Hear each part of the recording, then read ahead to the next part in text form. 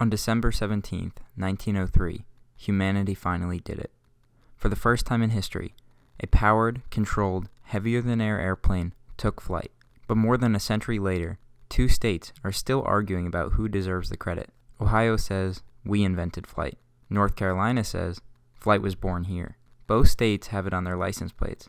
Both states teach it in their schools. And both states refuse to back down. So who's right? And how did a single 12-second flight turn into one of America's longest-running geographical arguments? Let's start with what no one really disputes. Wilbur and Orville Wright were born and raised in Dayton, Ohio. They weren't engineers by training. They weren't wealthy. They didn't work for the government. They ran a bicycle shop. In Dayton, the Wright brothers built early gliders, designed their wing warping system, developed their custom engine, and ran wind tunnel experiments that corrected bad aviation science. This wasn't tinkering. This was serious, methodical engineering. Ohio's argument is simple. You don't invent something where you test it. You invent something where you design and build it. And that argument has teeth. So, if Ohio was home, why didn't this first flight happen there? The answer is wind. Dayton didn't have consistent, strong winds, and early airplanes desperately needed wind to get airborne. The Wright brothers began searching for strong coastal winds, soft sand for crash landings, and open, isolated terrain. And they found that in a place most Americans at the time had never heard of, Kitty Hawk, North Carolina. It was remote, windy, empty, and perfect. Between 1900 and 1903, the Wright brothers made repeated trips to the Outer Banks. They tested gliders, refined controls, and learned how pilots actually behave in the air.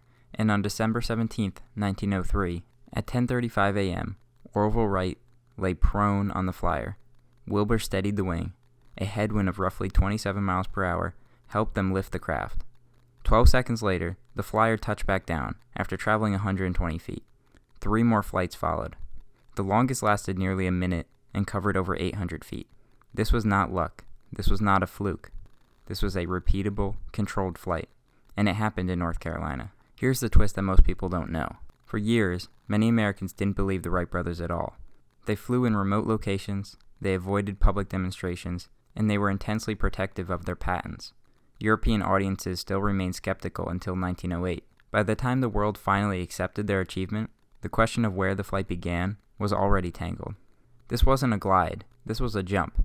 It was a controlled, powered flight, and it happened in North Carolina. Hence the claim, first in flight. If you want to understand how deep this rivalry goes, look at the license plates. North Carolina proudly reads, "First in flight." Ohio fired back with "Birthplace of Aviation." Both are technically correct, and both are legally protected slogans. This isn't just pride, it's branding, tourism, education, and legacy.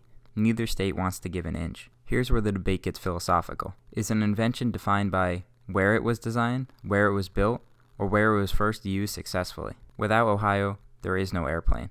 Without North Carolina, there is no first flight. Even the Wright brothers themselves didn't help settle the debate. They always identified as Ohioans, but they never denied that Kitty Hawk was essential. This isn't just a historical footnote. The Wright brothers changed warfare, transportation, global trade, and human perspective itself. Every plane you've ever flown on traces its lineage back to that bike shop in those sand dunes. So when states argue over credit, they're really arguing over identity. Who gets to say, this is where the modern world began? So who is right? Ohio built the plane, built the science, built the idea. North Carolina proved that it worked, made history, and hosted the monument that changed the world. You can't separate the two. Flight wasn't invented in one place. It was invented between places, by perseverance, experimentation, and just enough wind at the right moment. Here's something that most people don't realize. December 17th, 1903 was not the end of the Wright story. It was the beginning. After the first flights of Kitty Hawk, the Wright brothers packed up the flyer and returned home to Dayton. And that's when things get interesting. While North Carolina hosted the first successful flight, Ohio is where the airplane truly evolved. In 1904 and 1905, the brothers began testing an improved version of their aircraft at Huffman Prairie.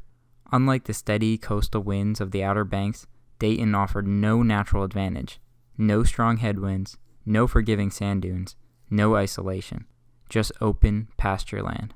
And that forced the Wright brothers to solve a new problem. How do you make an airplane fly reliably without perfect conditions? At Huffman Prairie, they perfected circular flight, developed practical takeoff methods, improved stability and control, and extended flights from seconds to over 30 minutes. By the end of 1905, the Flyer 3 wasn't just flying, it was operational. This is Ohio's strongest point. North Carolina proved that flight was possible, but Ohio proved that flight was practical. Kitty Hawk was the spark, Dayton was the engine. In many ways, modern aviation owes more to the long, repetitive testing in Ohio than the single windy morning in 1903. But without that windy morning, none of it happens. One reason this stage of the story gets less attention is because the Wright brothers were secretive. They didn't invite the press to Huffman Prairie. They avoided demonstrations. They were protecting patents. So while the first flight had a famous photograph, the refinement of the flight happened mostly outside public view. And that has allowed both states to frame the story the way that benefits them the most. Just when it seemed like aviation had permanently shifted to Ohio, the Wright brothers went back to North Carolina. In 1908, 5 years after the first powered flight, Wilbur and Orville returned to the sands near Kitty Hawk. By then, everything had changed. They weren't unknown bicycle mechanics anymore. They were on the verge of proving aviation to the world. So why go back? By 1908, the Wright brothers were negotiating contracts with the U.S. Army and European investors. They needed reliable wind, and they needed space to test without interference. So once again, they chose the Outer Banks, not Ohio.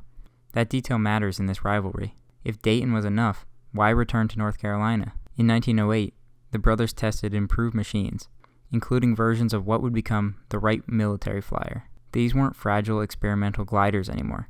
These were practical aircraft capable of carrying passengers and meeting government specifications. And again, North Carolina proved the proving ground. North Carolina supporters argue that this reinforces their claim. Not only did the first flight happen there, but critical later testing did too. The state wasn't just the birthplace. It was repeatedly chosen when flight truly mattered. But Ohio pushes back. They argue that the location of the testing doesn't change where the airplane was conceived and built. The aircraft tested in 1908 was designed and constructed in Dayton. The engineering, the improvements, the breakthroughs in control systems all happened back home. From Ohio's perspective, returning to Kitty Hawk was about weather, not invention. You don't credit Cape Canaveral for inventing rockets, you credit the engineers. And Ohio sees itself as the engineering heart of aviation. The fact that the Wright brothers went back to North Carolina actually strengthens both arguments at the same time. It proves North Carolina was uniquely suited for making history happen, but also proves that Ohio remained the creative and technical center of aviation development. The Wright brothers didn't abandon one for the other. They used both, and that's what makes this rivalry so stubborn. If you zoom out, a pattern emerges. 1900 to 1903, glider experiments and the first powered flight in North Carolina. 1904 to 1905, practical development at Huffman Prairie in Ohio. 1908, major testing again in North Carolina. And then the ongoing design work was always in Dayton. It wasn't one state versus the other. It was a partnership shaped by geography, wind on the coast, engineering in the Midwest, and altogether, they reshaped the world.